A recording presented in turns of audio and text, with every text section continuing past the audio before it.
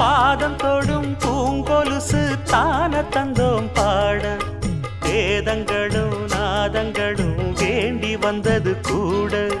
பாதங்களை பார்த்ததுமே பார்வலிய மேல வேதனைகளை மாத்திடும் அவ விரிஞ்ச செண்பகச் சோல பூத்ததையா பூவு அது கையழகு தூக்குதையா வாசம் அது மெய்யழகு நான் வந்தேன் வாழ்த்தி பாட நல்லத சொன்னே ராகத்தோடு கண்டே சீத போல கண்டதும் நின்னே சிலைய போல இந்திரலோகம் சந்திரலோகம் சுந்தரலோகம்